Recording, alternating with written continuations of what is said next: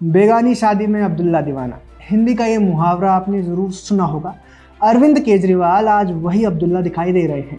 गृह मंत्री अमित शाह ने डॉक्टर अंबेडकर पर बयान दिया, कांग्रेस पार्टी ने उसे आधा काट कर प्रोपेगेंडा चलाया और केजरीवाल बीच में उछल कूदने लगे।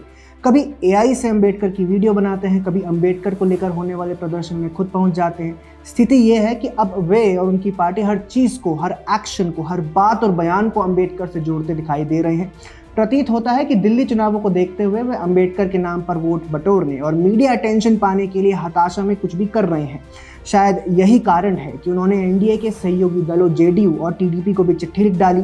बिहार के मुख्यमंत्री नीतीश कुमार और आंध्र प्रदेश के मुख्यमंत्री चंद्रबाबू नायडू को लिखी इस चिट्ठी में उन्होंने कहा कि गृह मंत्री अमित शाह के बयान पर वे गंभीरता से विचार करें। केजरीवाल अपनी चिट्ठी में एनडीए के सहयोगी दलों पर दबाव बनाने का प्रयास कर रहे थे, जिससे भाजपा पर दबाव बनाया जा सके और एनडीए में दरार पैदा की जा सके, लेकिन वे अपने प्रोपेगेंडा में बुरी तरह से फेल होते दिखाई दे रहे हैं। मीडिया रिपोर्ट्स के मुताबिक टीडीपी मुखिया और आंध्र प्रदेश के मुख्यमंत्री चंद्रबाबू नायडू ने केजरीवाल की चिट्ठी को ढेले भर का भाव नहीं दिया। उल्टे उन्होंने कांग्रेस पार्टी पर डॉक्टर अंबेडकर का निरादर और तिरस्कार करने का आरोप लगाया है। नायडू ने अपनी कैबिनेट मीटिंग में कहा कि कांग्रेस पार्टी ने डॉक्टर अंबेडकर को चुनावों में हराया और उनका अपमान किया है। सिर्फ इतना ही नहीं, बल्कि उन्होंने अपने मंत्रियों और नेताओं को ये भी निर्देश दिए हैं कि कोई भी नेता ऐसा बयान ना दे जिसे गलत तरीके से पेश किया जा सके। इससे एक बात तो स्पष्ट है कि डॉक्टर अंबेडकर के मामले पर नायडू अपने एनडीए गठबंधन के साथ हैं, भाजपा के साथ हैं।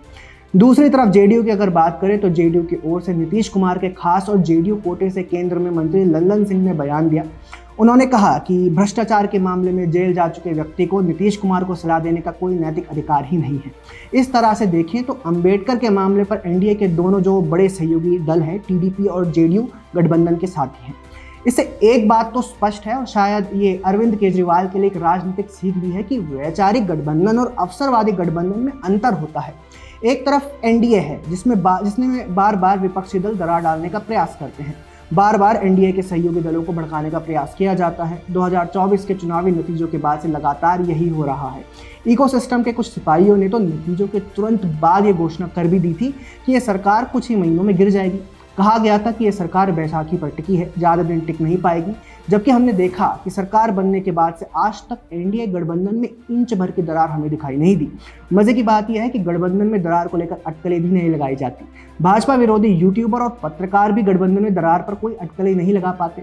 इससे समझ आता है कि कितनी मजबूती और सहयोग से एनडीए गठबंधन आगे चल रहा है। दूसरी तरफ आप इंडी गठबंधन को देख लीजिए।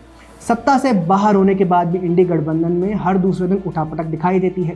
कांग्रेस पार्टी और समाजवादी पार्टी में 36 का आंकड़ा दिखाई दे रहा है। ममता बनर्जी और कांग्रेस में तो पहले से ही राजनीतिक असहमति है। आम आदमी पार्टी और कांग्रेस में भी तलवारें खिंची हैं। लेफ्ट की पार्टी और कांग्रेस में भी उठापटक मची रहती है। इससे इतर स्थिति ये भी है कि गठबंधन का नेतृत्व कौन करेगा, इसको लेकर भी हर दिन राजनीतिक बयानबाजी होती दिखाई देती है। इस आधार पर कहा जा सकता है कि एनडीए वैचारिक गठबंधन है, वहीं इंडी अवसरवादी गठबंधन है, जिसका एकमात्र उद्देश्य पीएम मोदी को हराना है और जिसे पूरा करने के लिए सभी दल एक साथ आए हैं। जिसे कहते हैं कि कहीं का ईंट कहीं का रोड़ा, भानुमति ने कुनबा जोड़ा। ये कुनबा इतना वैचारिक विरोधाभास से इतनी बुरी तरह से गिरा है कि शायद ही कभी यहाँ आम सहमति बन पाए। यही कारण है कि दोनों गठबंधनों में जमीन आसमान का अंतर दिखाई देता है। खैर, गठबंधन से इतर दिल्ली चुनावों में मलाई खाने के लिए कूद रहे अरविंद केजरीवाल को भी नीतीश कुमार और चंद्रबाबू नायडू से कोई भाव नहीं मिला है। इसको लेकर आपका क्या कहना है, कमेंट सेक्शन में हमें ज़रूर बताएं। हमारा कंटेंट पसंद आया हो तो चैनल सब्सक्राइब भी कर लें। जय हिंद।